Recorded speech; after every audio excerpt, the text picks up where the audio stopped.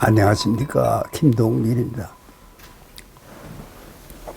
요새 뉴스라고 할 만한 거는 지난 6월 16일에 문재인 대통령이 스페인 마드리드를 방문했더니 그 상원 도서관이 말이에요, 그 조선 왕조 전도라는 걸 하나 보여주었습니다. 그 만들어지기가 1730년이라니까 오래된 거죠. 한국이 일본에게 점령당하기 오래전에. 그런데 거기에 이제 독도가 표시되어 있습니다. 그러니까 그 뭐 한국 해안이니까 동해안. 거기에 무슨 다른 나라의 뭐 섬이 왜 있겠어요? 그런데 그 독도라는 걸 밝혔다. 근데 그게 중대한 사실인 건 확실하죠. 왜? 이 일본이라는 나라가 말이에요, 수준이 높으면 아니 그 남의 나라 해안에 왜 우리 땅이 있냐, 그렇게 돼야 되는데 이 사람들은 그저 영토 확장주의 이런 게 젖은 사람이 돼서 되는 대로 땅을 많이 가져야 된다, 그런 잘못된 사고에서 비롯돼 가지고 그저 걸핏하면 자기 땅이라니까 다. 그래서 그런 고난을 겪고 있는데 그 지도 한 장이 오래전에 만들어진 건데 그 해안선에 우리가 뭐 독도 어디쯤인가 측정해 본 건 없지만 아주 가까이 있어요. 그러니까 이거 한 장만 가지고 우리가 흥분할 것도 없어요. 왜 그런가 하니 한 나라에 가까이 그 땅이 그 나라가 소유한 뭐 섬이군 영토가 있다는 건 인정이 되지만 말이야, 아니 일본이 얼마나 뭐래 거기서. 그때 그 사람들이 우리 거다 그 주장은 제국주의적인 침략의식에서 나오는 거죠. 이웃 나라에 대한 존경은 아닙니다. 한국이 뭐 이제 그런 거 해요? 일본의 뭐 어느 섬은 우리 거다 그런 말 안 해요. 왜 독도가 우리 땅인가 그러면 오래된 거니까. 옛날 지도에도 나오는데 이번에 그 우리한테 제시된 스페인 상원의 도서관이 간직하고 있는 그 사진 한 장은요, 이제 무슨 아웅다웅 할 것도 없어요. 일본이 그저 우리가 독도는 우리 땅이다 그러면 그건 타케시마다 일본 거다, 일본에 무슨 어떤 현을 시켜서 그거 우리 땅이라고 주장하라, 그건요 다 졸렬한 겁니다. 그렇게 나가면 안 되고 한국과 일본이 친선을 도모해야 돼요. 세계의 어려운 정세를 이겨내려면은 왜 그런 걸 안 해요, 일본은. 그러니까 한국이라도 좀 나서서 일본하고 가까이 지내도록 하자. 왜? 우리는 이제 지금 전쟁에서 영토를 높인 나라가 못 됩니다. 또 그런 생각도 없어요. 대한민국은 세계 평화가 있는 만큼 잘 돼요. 평화로워야 번창합니다. 전쟁하면요 우리 어려워요. 그 전쟁이 나지 않도록 우리는 최선을 다하는 그런 입지 조건을 가진 나라입니다. 그런데 이번에 그런 지도를 대통령 자신이 보고 와서 이거 다른 데선 이렇게 다 증명이 되는데, 근데 그 지도를 이렇게 되다 보면요, 독도가 아주 해안에 가까워요. 그런데 왜 그걸 우리 영토다 이런 얼토당토하는 주장을 하게 되느냐, 그걸요 강대국의 침략주의라고 합니다. 팽창주의. 나라가 영토가 넓어야 된다, 그러니까 이것도 먹자 저것도 먹자, 그런 생각에서 비롯되는 거니까 대단할 게 없어요. 그렇지만 내가 이때 경고하는 것은 그걸 자꾸 내세우지 말라 말이야. 그 자꾸 싸움을 거니까. 그런데 지금 같은 때는요, 물론 국제사회에 신의가 있다 하지만은 일본은 강한 나라입니다. 한국은 힘이 없는 나라입니다. 건건사사 일본이 못되게 굴면요 안 됩니다. 내가 좀 생각이 있어서 일본과의 친선을 도모하자 그러죠. 일제시대를 살았으니까 일본 사람이 다 나쁜 사람입니까? 그 침략주의에 춤을 추는 사람들이 일본인 가운데 많이 있었죠. 그 전통은 지금도 있죠. 그이들 모습을 지금도 생각하죠. 아주 일본이 이제 세계를 끌고 나가는 나라가 된다. 신주만 폭격이 그래서 한 거 아닙니까? 우리가 미국도 잡을 수 있다. 우리보다 못한 나라다. 그러니까 뭐 가미카제 특공대 뭐 이런 걸 만들어서 일본의 젊은 20전후의 비행사를 양성해서 너희는 비행기를 가지고 그저 미국의 뭐 군함이건 순양함이건 갖다가 그냥 들이받고 너희 죽으면 돼. 그런 것도 가르치는 그런 일본이었거든요. 그런데 이런 게 나오기 전에도요. 지도를 보세요. 아니 한국 가까이에 왜 일본 영토가 왜 있겠어요 그게. 그러면 상식적으로 틀린 건데 이걸 내놓으면 말이에요. 또 자꾸 대들어요. 그러니까 내 주장은 뭔가 하니 우리가 그런 사실을 가슴속 깊이 간직하고 다소 모욕적으로 들리고 견디기 어렵다 하더라도 참는 미덕을 발휘하자고 말이에요. 아무 말도 하지 않고 우리는 계속 국제적으로 이런 신빙성 있는 자료만 모아놔. 절대 일본을 자극하고 그러지 말자 말이에요. 저 사람들이 말이에요. 아니 타케시 말하는 게 말이 됩니까? 그러니까 우리 노래도 있잖아요. 독도는 우리 땅.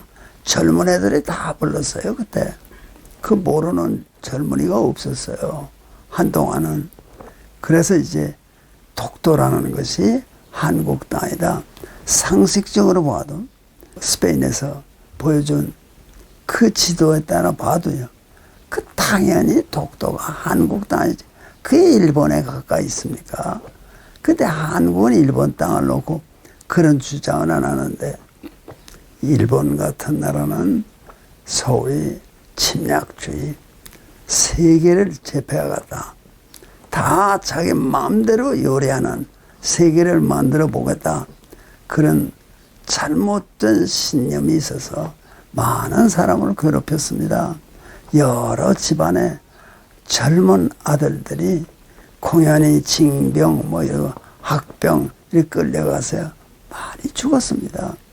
그건 다 일본이 야욕을 만족시키기 위해서 지금도 독도는 우리 땅이라 하는데 그게 다케시마가 우리 땅이다 이렇게 나오는 거네요. 종래 군국주의입니다. 그렇기 때문에 이런 아주 좋은 문헌이 나왔다. 그러면 그걸 간직을 하지. 내놓고 싸우자. 그래도 무슨 짓이라도 해요. 자기들이 유리하게 하려고. 그 일본에도 상식도 있고 좋은 사람들이 많거든요. 그러면 그런 사람들하고 우리 친구는 되지만 계속 일본에는 군국주의자들이 많습니다. 일본의 나라 자체 성격이 그래요. 그래야 국민이 따라오니까. 그래서 우리가 조심하고 자랑하지 말고 이게 너희 상식 부족이다. 어떻게 독도가 너희 땅이냐. 이렇게 싸움 걸어야 소용없어요. 이런 것도 가지고 있고. 가지고 있다는 건 은근히 알려주지. 자꾸 들고 나오면 말이야. 이 사람들 또 가만 안 있어요. 딴 걸 또 연구하니까. 아니 독도하고 다케시마가 같은 겁니까? 그 우겨대는 거예요. 이게 일본. 우리는 감정나요. 감정나면 판단이 잘못돼요. 판단이 잘못되면 우리의 불행을 우리가 스스로 초래할 수 있기 때문에 아주 세심한 노력을 해야 됩니다. 한국이 앞으로 세계 평화에 공헌할 수 있는 길이 열립니다. 그때 우리 한번 마음껏 활동해 보도록 합시다. 오늘 말씀은 여기서 줄이겠습니다. 안녕히 계십시오.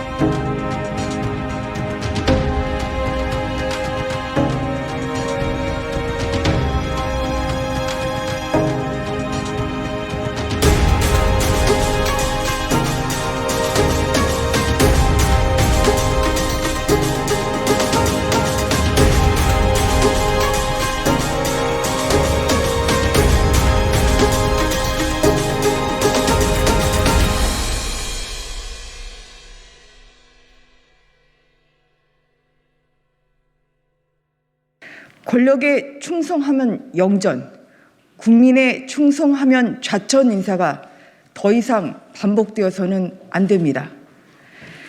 법무부는 오늘 차장, 부장검사 등 검찰 중간 간부 인사를 앞두고 인사위원회를 개최합니다.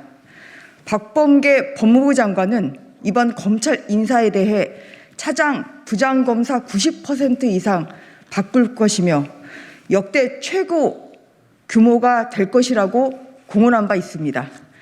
벌써부터 월성 원전 1호기 경제성 평가 조작 사건을 수사한 이상현 대전지검 형사 5부장, 김학의 전 차관 불법 출금 사건을 수사한 이정섭 수원지검 형사 3부장 등 살아있는 권력을 수사해온 검사들이 교체 대상 1순위로 거론되고 있습니다.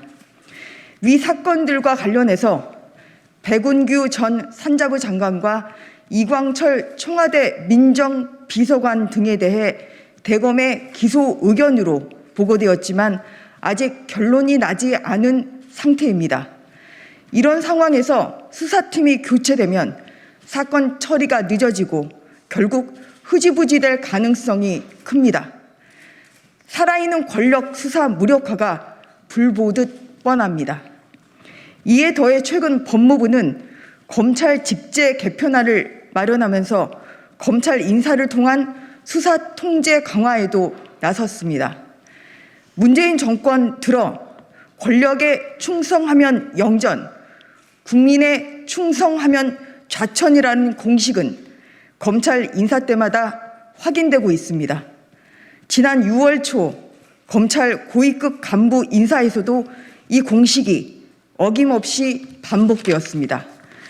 이번 검찰 인사에서도 권력 수사에 매진해온 검사들을 좌천시키고 친정권 검사들을 앉히려는 속셈이라면 그 온당치 않은 시도를 당장 멈추기 바랍니다. 지금 당장은 권력 수사를 무력화시킬 수 있을지는 모르지만 결국 진실은 드러나기 마련입니다. 앞장서서 법치를 파괴하고 권력 비리 수사를 막으려 하는 정권을 국민은 반드시 심판한다는 평범한 진리를 명심하기 바랍니다. 이상입니다.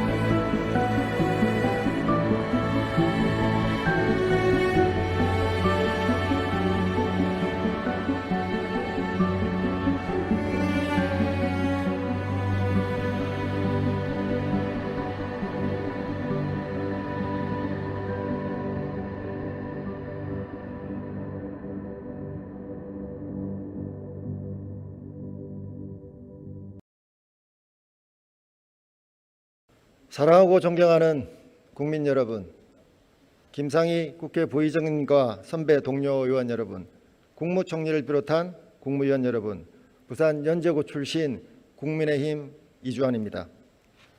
지금 정치권에는 이준석 당대표 돌풍이 세차게 불고 있습니다. 청년 실업과 부동산 폭등에 따른 비투 코인 광풍 등 청년층의 절망과 고통이 정치권의 세대교체 영혼으로 표출된 것이며 변화 욕구가 강한 2030 세대를 대변해 줄 수 있을 거라는 기대감이 작용했기 때문입니다. 정치권에 불어닥친 변화의 바람이 국민의 삶으로 이어져야 하는 것은 어찌 보면 너무나도 당연한 수순입니다. 그렇기에 현 정부의 경제정책 대전환은 우리 정치권이 가장 먼저 해결해야 할 선결 과제일 겁니다. 오늘 경제 분야 질의는 이 시대를 힘들게 살아가는 국민과 특히 청년들의 박탈감을 조금이나마 대변하고자 하는 마음으로 임하겠습니다. 김부겸 총리님 앞으로 나와 주십시오. 총리님 되시고 대정부 질문 처음이시죠? 예, 그렇습니다. 예. 저도 처음입니다.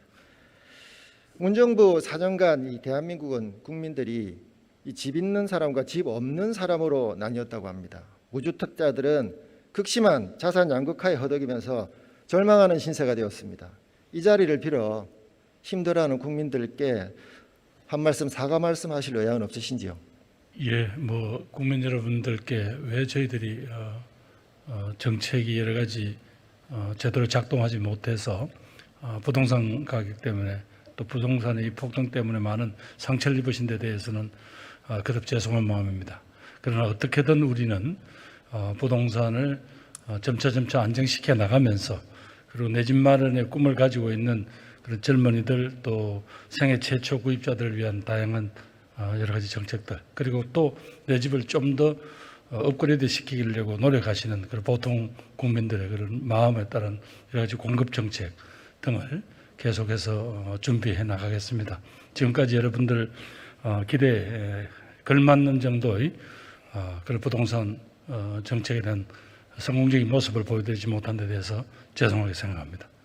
네, 말씀하신 중에 한 가지 저도 같이 더불어 제안을 한번 해보겠습니다. 주택의 실소유자 특히 생애 최초 구입자들에게는 자가주택을 얻을 수 있도록 LTV를 최대 90%까지 늘리고 대출 상한도 3, 40년 정도로 늘리는 장기 모기지 예. 등을 도입해야 한다고 생각하는데 이 검토할 의향 가지고 계시죠? 의원님이 생각하시는 뭐 90%까지 가능한지는 모르겠습니다만 적어도 내 집 마련을 하자는 분들에게 한 장기 3, 40년에 걸친 그런 몰기지 방식으로 부동산 내 집을 갖겠다는 걸 도와드려야 된다는 데는 의원님하고 의견이 같습니다. 네, 알겠습니다.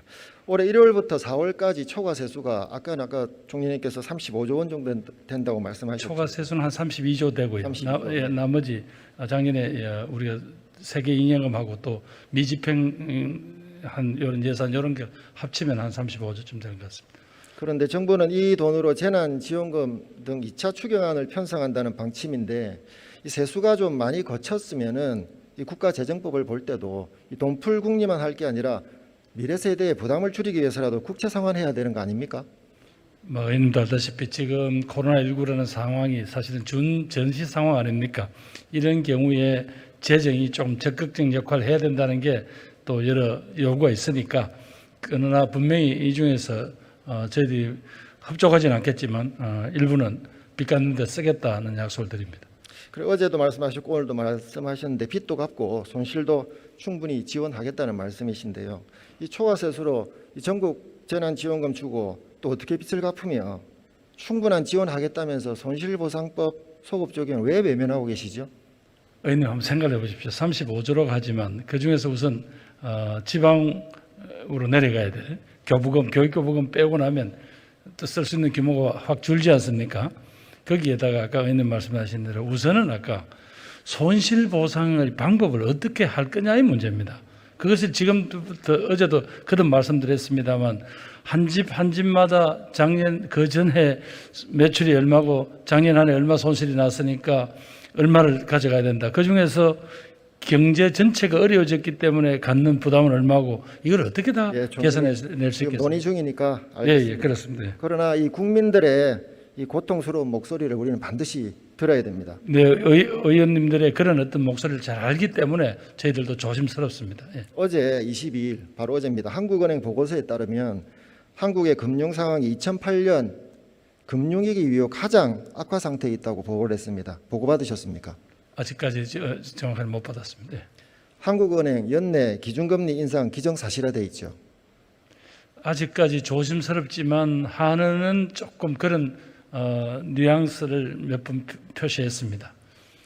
그리고 정부는 추경 등을 통해서 돈을 풀겠다고 하고 한국은행은 금리를 올리겠다고 하면 이거는 정책의 엇박자라고 생각하지 않으신가요?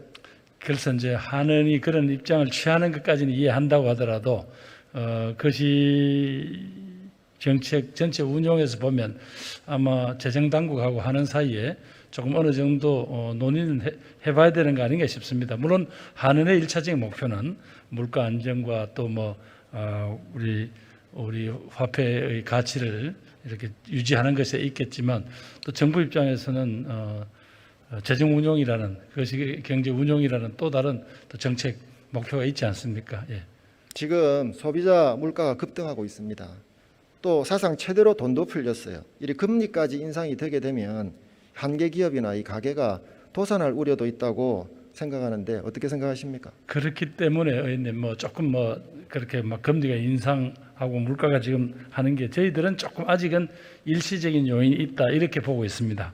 그럼에도 불구하고 의원님께서 하시는 그런 우려의 목소리를 잘 알고 있기 때문에 저희들이 이걸 모두 다 함께 고려를 해서 한 발짝 한 발짝 정책을 집행해 나가겠습니다. 누누이 답변하셨겠지만 이 지금 고삐 풀린 집값과 영끌, 비투 이런 기하급수적으로 증가하고 있습니다. 이 1,765조 원에 달하는 이 가계부채 이 잡기 위한 정부의 대책은 또 있습니까?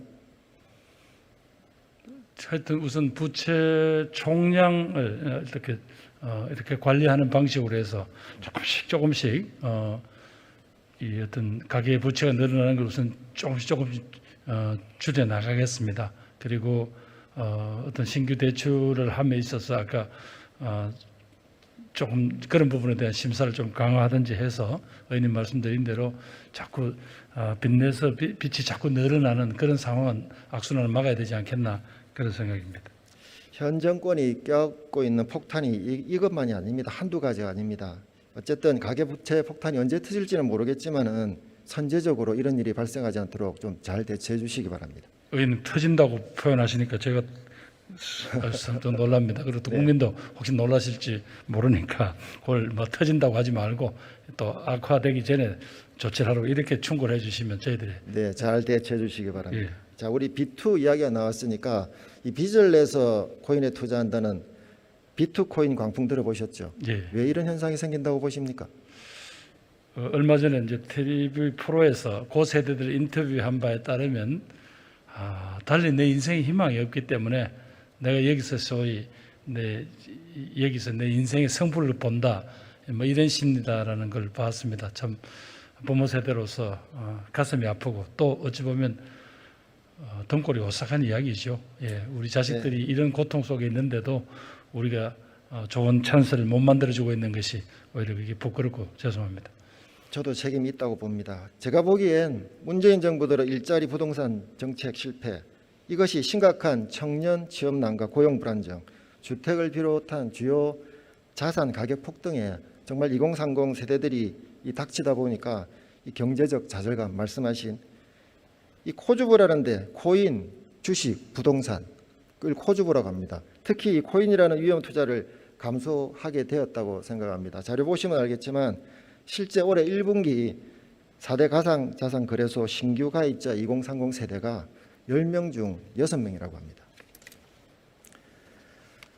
총리님, 정부가 지난 2017년 9월 코인 광풍 불 때 당시 대책 마련하기 위해서 가상자산 관계기관 합동 TF 발족했습니다. 알고 계시죠? 예, 알고 있습니다. 금융위가 제출한 자료에 따르면 그 당시부터 해서 올해 5월까지 총 9차례나 범부처 차원의 대응을 했다고 밝히고 있습니다. 그런 9차례나 걸친 회의의 점검과 대책에 대한 성과가 있으면 좀 이 자리에서 말씀을 좀 해주십시오. 제가 취임하고 난 뒤에 이제 이렇게 전체 어떻게든 이게 과열되는 가상자산 시장을 어떻게든 좀 안정시킬까, 또 거기서 선의의 피해자를 줄일까, 어떻게 하면 거래 투명성을 확보할까, 이런 쪽에 지금 집중을 하다 보니까 그동안 몇 가지 조치들이 어떤 효과를 냈는지는 정확하게 지금 파악을 못하고 있습니다. 죄송합니다. 이 정부가 매회 회의를 할 때마다 이 투자자 보호와 불법 행위, 집중 단속, 그럴싸한 대책을 마련한 것처럼 이렇게 홍보를 했습니다만은 지금 4년여 지난 지금 실상은 지금 현재 부실거래소, 잡코인이 난무하고 있고 또 코인발 투기판이 크게 달해서 무수한 피해자를 양산하는 게 전부라고 해도 지금 현재 과언이 아닌 상태입니다. 화면 한번 보시죠. 최근 언론 보도에 따르면 피해 금액 3조 8,500억 원의 피해자가 7만 명에 달하는 대규모 가상화폐 사기 사건이 발생하는 등 피해 사례가 차고도 넘칩니다. 청와대 국민청원 게시판에도 다양한 형태의 가상자산 피해 사례가 다수 게시되고 있는 실정이고요. 특히 경찰청 자료에 따르면 2018년부터 올해 4월까지 가상자산 관련 불법 행위 피해 금액만 5조 5,500억에 달하는 것으로 나타납니다. 총리님, 이는 투자에 따른 손실과는 지금 무관한 금액입니다. 범죄 피해액을 지금 산출한 것인데 손실액, 투자 손실액까지 합치면 어마어마하겠죠. 이런데도 정부가 4년간 뭘 대응하고 대책을 세워서 잘했다고 할 수 있겠습니까? 아무래도 이제 부족했으니까 이런 일이 벌어졌을 거고요. 그다음에 무엇보다도 이제 그걸 국회에서도 그래 걱정이 되시니까 특정금융정보법을 만들어 주셨지 않습니까? 개정을 해 주셔가지고 그게 이제 9월 25일부터인가 새 법이 적용되게 되는데 그 전까지 저희들은 시장에다가 어떤 신호를 보내고 있는 중입니다.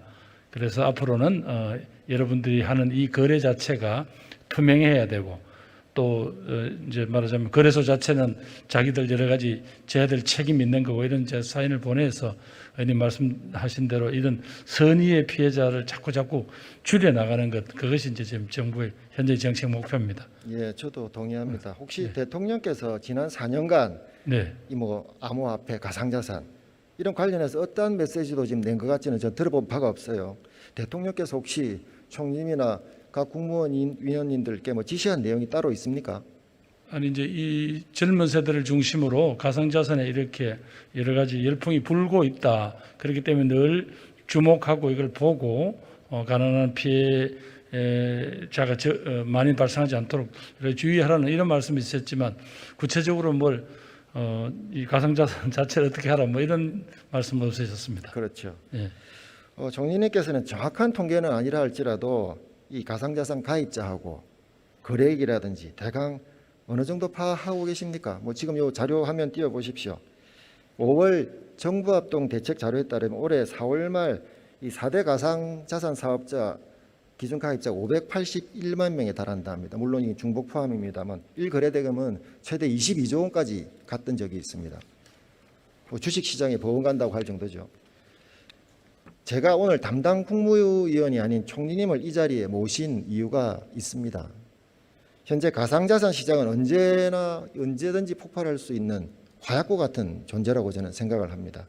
그런데 이 자리에 나와 계신 기재부, 화폐가 아니라는 이유로 또 금융위, 이게 금융상품이 아직 아니라는 이유로 공정위는 이게 전자상거래가 아니라는 이유로 서로 이렇게 책임 떠맡기기를 하고 있고 이 책임 맡기를 꺼리고 있습니다.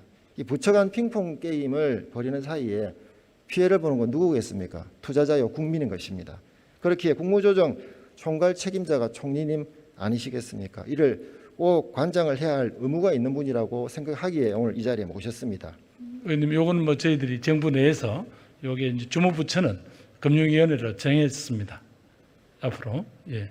네, 이 금융위만 가지고 해결될 일이 아닙니다. 물론 그렇기 때문에 해결을 못하고 의원님께서 방금 지적해 주신 여러 가지 것들 포괄적으로 판단하고 대책을 세우라는 지적은 말씀 맞습니다만은 앞으로 이 주무부처는 금융위를 정했다는 말씀 분명히 드립니다. 예. 그래서들 이른바 요새 이 잡코인 대거 정리해서 이 수조 원이 증발하고 투자자들이 이 날벼락을 맞은 내용 언론 보도 보셨죠.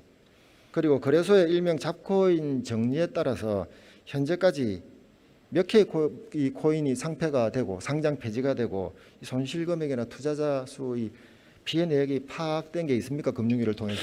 아직 그것까지는 다는 모르겠고 상장 폐지가 된 부분들은 한 거래 유의 정보까지 합치면 한 40 정도 되는 것 같은데요. 예, 좀 비슷하게 보시고 계신데 그 내용이 지금 금융위에서 알 수 있는 내용이 아니고 코인마켓캡이라는 그 통계 사이트에서 나오는 내용입니다. 우리나라 업비트하고 비썸 두 거래소만 상장된 게 354개가 상장돼 있고 이 중에서 약 40개가량 상폐 내지는 상폐 위험에 직면해 있습니다. 이 문제는 거래소들이 어떤 기준으로 상폐를 하는지가 뚜렷하지 않다는 점입니다. 지금까지 거래소들은 무분별하게 이 코인을 상장을 했고 수수료도 막대하게 챙겼습니다. 정부는 거래소들의 이 마구잡이 상장을 지금까지 수수방관한 셈이죠. 이어서 이 벼락 상폐도 손을 놓고 계실 겁니까?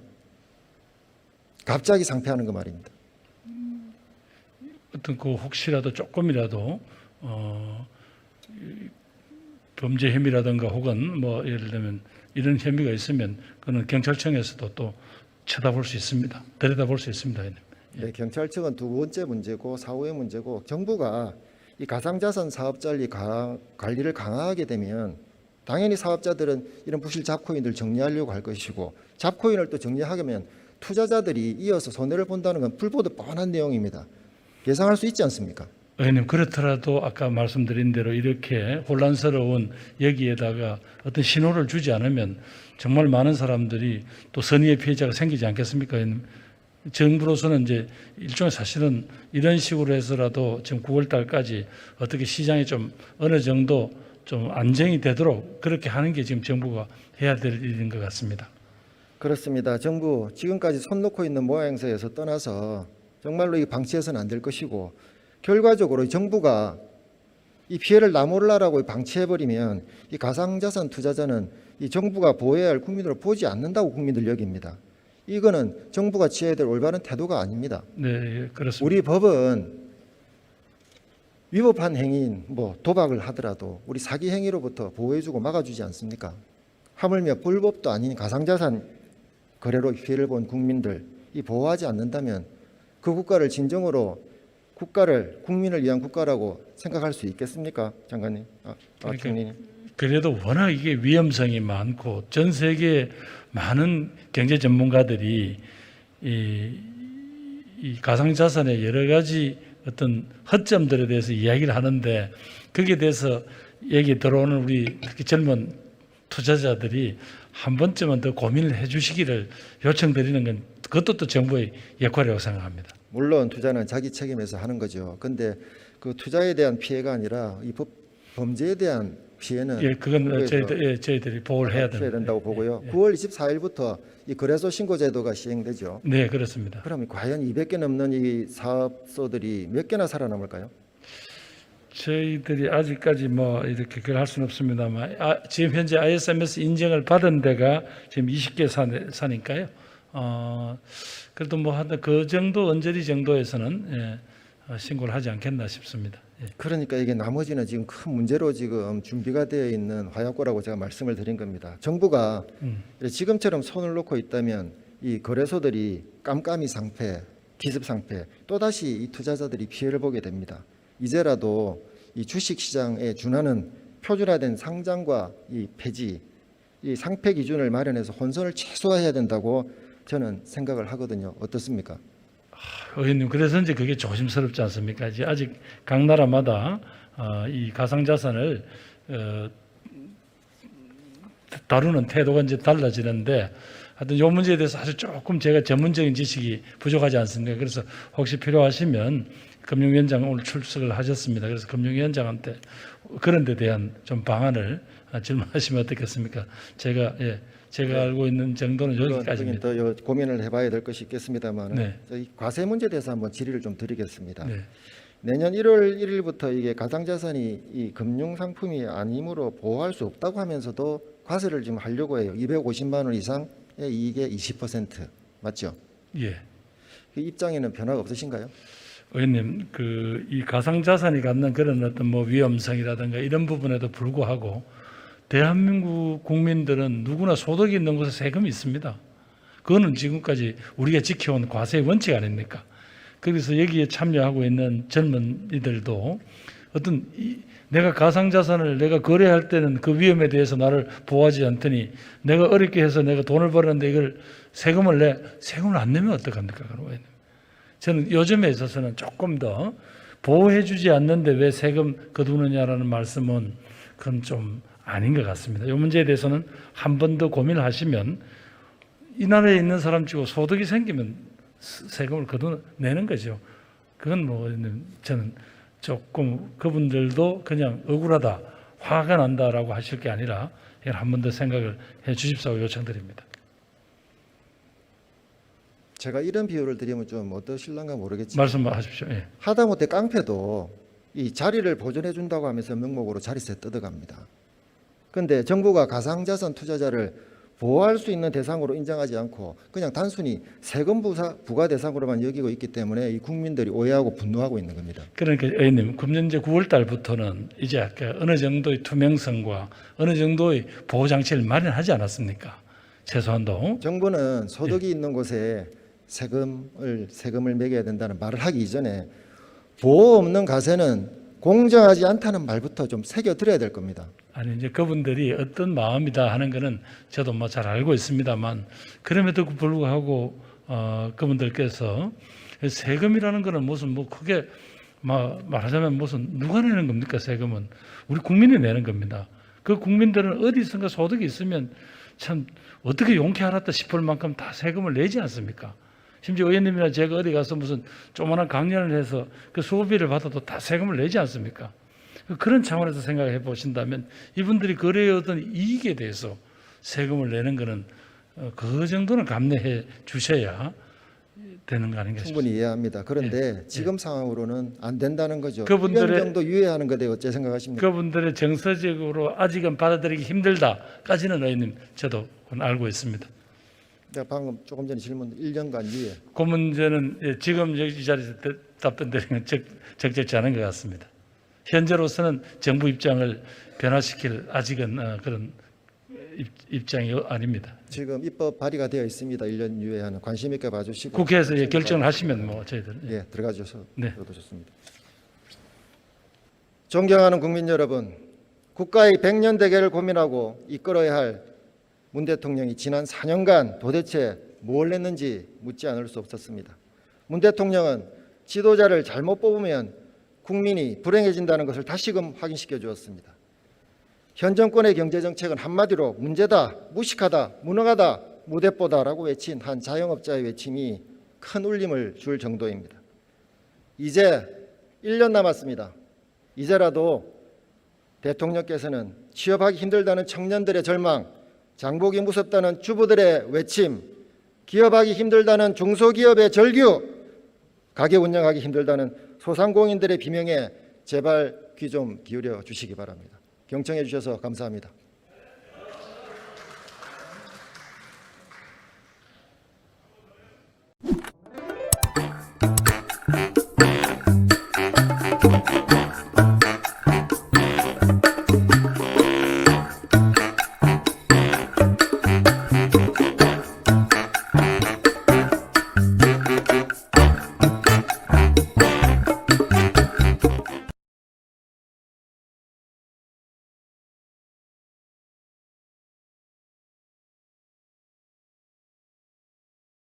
예, 장재훈입니다. 신청 순서대로는 여덟. 공수처장님, 네.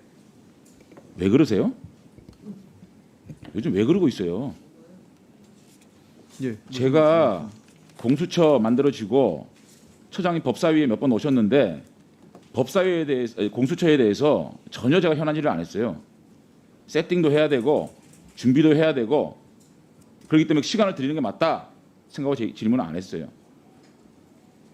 그런데 말이지 하는 짓을 보면 이성윤 고검장 자신의 관용차 제네시스로 황제 소환을 하고 있고 윤 총장 입건해놓고 선거에 영향이 없게 수사하겠다? 이게 말입니까? 국민들 바보로 하는 거예요? 달나라 언어 가지고 지금 대화하고 있는 겁니까? 도대체 무슨 말인지 납득이 안 돼요. 말장난입니까? 궤변이에요?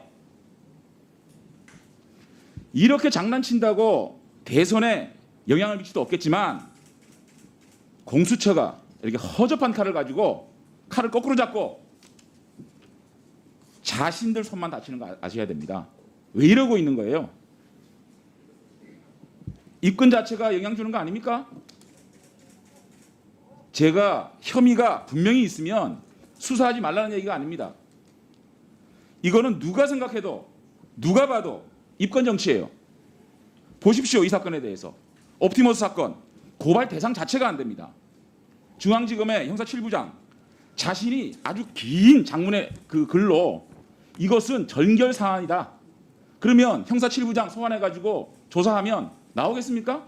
분명한 근거를 갖고 있는 거예요. 그럼 이건 고발 대상 자체가 안 되는 겁니다.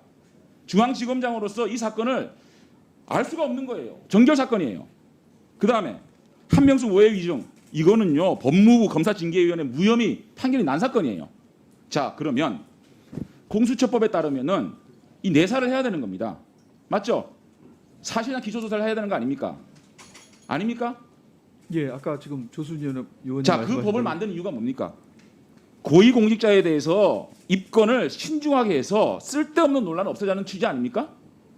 고위공직자 같은 경우에 얼마나 많은 고소고발을 받습니까? 그럼 그거를 기초조사 없이 신중하지 않게 입건을 해버리면 그 혐의를 계속 받는 것으로 그 고위공직자가 혹은 전직 고위공직자가 국민들로부터 오해를 받는 거 아니겠어요? 그래서 기초조사를 해서 신중하게 공제본을 붙여라. 그래서 이 규칙을 만든 거 아니겠어요? 맞습니까? 아닙니까? 예, 맞습니다. 그러면 사건 관계인의 권익 그러면 보호를 특별히 위해서. 예. 윤석열 검찰총장에 대해서 이 두 가지 사건에 대해서 이미 한 번 걸러진 사건에 대해서 입건을 하기 위해서는 첫째, 그 기초조사 속에서 똑 떨어지는 뭔가 혐의를 발견했어야 됩니다. 발견했습니까? 똑 떨어지는 게 하나 있습니까? 지금 사실은 이제 구체적인 수사 관련된 사항에 대해서 그러니까 들어보세요. 첫째, 답변하기가 좀 곤란합니다. 똑 떨어지는 기초조사 속에서 뭔가 있어야 됩니다. 나올 수가 없어요. 보십시오. 지금 공수처 검사나 수사관들 언제 임용했습니까? 4월 16일자로 겨우 검사 선발했고 5월 14일자로 수사관 18명 선발한 거 아닙니까? 예, 맞습니다. 그러면 지금 며칠째입니까? 2, 3주 만에 기초조사 해가지고 똑 떨어지는 혐의를 찾았다? 그게 상식적으로 납득이 되는 겁니까? 그래서 입건 정치라는 겁니다. 똑 떨어지지 않더라도 두 번째, 아주 시급하게 수사를 할 필요가 있느냐? 그 판단을 해야 되는 거 아닙니까? 입건하기 위해서는? 공수처가 입건을 할 때는 굉장히 신중하게 하라고 지금 규칙에 나와 있는 거예요. 아닙니까? 예, 맞습니다. 그래서 그 이 기초조사를 할 때 굉장히 정밀하게 잘 분석해서 선거에 영향을 미치지 않도록 똑 떨어지는 뭔가 혐의가 있든지 아니면 수사의 긴급성, 시급성이 있는지 그 두 가지를 판단해야 되는 거 아니겠어요? 기본입니다. 기본. 예, 저희들이 그 부분도 판단하고 유념하고 있습니다. 유념을 하는데 입건을 해요? 사건 뭐 똑 분석 떨어지는 게 있습니까? 사건 분석 검사가 4월 16일 날 인관해서 지금 이제 2달 됐습니다. 자, 봅시다. 이렇게 봅시다. 이게 왜 선거에 영향이 끼칠 수밖에 없느냐? 첫째, 대선까지 이거 질질 수사 끌면은 어떻게 되겠습니까? 예? 이 수사 대선까지 줄 낄 수밖에 없는 거 아니겠어요? 지금 똑 떨어지는 것도 지금 하나 못 구하고 또 시급하게 수사를 해야 될 일도 아닌데 이거를 계속 대선까지 지고 있다? 이건 정치적으로 의심을 받을 수밖에 없는 거예요. 상식입니다. 공수처가 나중에 대선 기간 동안 김대업짓 할 겁니까? 왜 이렇게 사서 국민들의 의심을 받는? 그 다음에 무혐의 처분을 한다? 그러면 또 얼마나 이것이 또 공수처가 공격을 받겠습니까? 예? 논란을 아주 불러일으키는 거예요. 공수처장이 이렇게 아주 사려 깊고 뭔가 수사에 대해서 밀도 있게 고민하지 않고 자 선거에 영향 없게 수사하겠다? 말입니까 그게? 도대체 무슨 말을 하는 건지 이해가 안 돼요. 지금 조수진 의원하고 처장하고 지금 질의답변하는 게 달나라언어로 얘기하는 것 같아요. 달나라언어로. 이런 식으로요. 공수처 계속하면 물론 이런 문제 가지고 이런 허접한 문제로 대선에 영향을 미칠 수도 없겠지만 앞으로 공수처가 이런 식으로 입건하고 고위공직자에 대해서 이렇게 허접하게 하면은요. 공수처 존립할 수 있겠습니까? 예, 의원님 답변 자, 1분밖에 없어가지고 네. 제가 법원행정처장 네. 적어도요 조현아 사건 가지고 예? 한진 법무팀 대법원장 관사에서 그 며느리하고 회식했다면 대법원장이 사과해야 되는 거 아닙니까? 아니 도대체 말이죠 대법원장 관사가 대한항공 법무팀 회식 장소입니까? 뭐 한진 파티룸이에요? 이렇게 하고도 대법원장은 뻔뻔하게 반성 하나 안 합니다. 사과 하나 안 해요. 법원행정처장 어떻게 생각해요? 저희들 보도 이후 보도에 담겨 있는 또 국민의 비판적 목소리를 무겁게 받아들이고 있고요. 지금 차분하게 사실관계를 파악 중에 있습니다. 사실관계 파악할 게 뭐 있어요? 회식했잖아요. 안 했습니까? 사모님 참석했다면서요. 이게 말입니까? 그게 달나라 의원 쓰는 거예요? 법원행정처장도? 그렇지 않습니다. 자, 이 김명수 대법원장 했던 얘기 해줄게요. 김명수 대법원장이 이 양승태 사법부 무슨 이거 재판 거래하는 거 대국민 성명에서 재판이 공정하지 않을 수 있다는 외관을 꾸며낸 행위만으로도 사법부 존립 근거인 국민의 재판에 대한 신뢰를 심각하게 훼손하는 것이다. 무슨 말인지 알아요? 네. 외관만으로도 사법부의 신뢰를 훼손하는 것이다. 김명수 대법원장의 얘기예요. 법원행정처가 이런 일이 벌어지면 이게 보도된 지가 얼마나 지났어요? 즉각적으로 정말 국민 앞에 석고대죄해야 될 일 아닙니까? 대법원장이 심각하게 사법부의 훼손을 사법부의 중립성 훼손을 공정하지 않다라는 것을 직접적으로 보여주는 행동을 하고 있습니다. 법원행정장이 심각하게 느끼지 않습니까? 위원님 말씀 저희들 심각하게 진지하게 받아들이고 있고요. 관련된 사람들이 저희들 법원 소속 공무원들이 아닌 이런저런 관계 때문에 보도 이후에 지금까지 의원님께서 지금 지적하고 있는 질문에 대해서 소상하게 이제 답변할 수 없는 상황인데요. 돌아가셔서 대법원장께 국민 앞에 석고대죄하라고 전해 주십시오. 그 다음에 공수처장 네. 제가 예, 답변 드리겠습니다. 지금 장재영 의원님 저에게 질의하시는 것을 보면서 충심으로 사실 공수처를 걱정해 주시는 마음이 느껴졌습니다.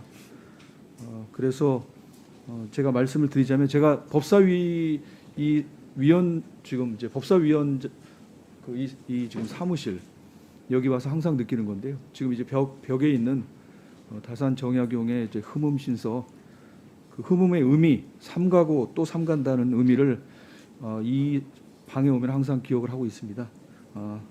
그런 자세로 겸손하게 일하겠다는 말씀드리고요.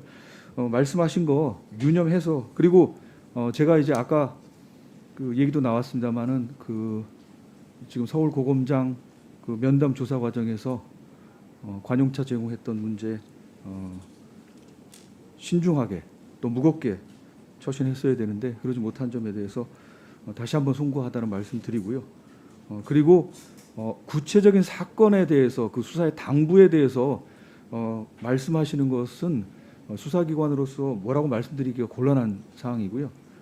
말씀하신 것을 극히 유념해서 업무 처리하고 삼가하고 또 상가하겠다는 말씀드립니다. 제가 구체적 사건에 대해서 입건 여부에 대해서 얘기하는 거 아니에요. 포괄적으로 고위공직자에 대한 이 수사에 대한 이거는 기초조사를 통해서 이 나와 있는 공수처 규칙에 근거해서 아주 밀도 있게 해서 이게 아주 긴밀하게 들어가가지고 입건을 해야 된다. 그 규칙에 대한 다시 한번 제고를 하라 이 얘기를 하는 거예요. 네, 말씀하신 대로 더 삼가하도록 하겠습니다. 온 언론 보세요 한번. 이 언론이 전부 다 지금 공수처가 윤석열 총장에 대해서 정치 수사한다. 이런 기사를 못 봤습니까 사설과? 예. 정신 차리세요 정신. 뭐 저희는 판단이 다르지만 하여간 법과 원칙에 따라서 처리를 하겠습니다. 여당 의원이 지금 6명이나 예, 지금 야당 간사님하고 협의하는 겁니다. 놀고 있는 게 아닙니다. 순서대로 좀 순서대로 좀 해야 돼서요.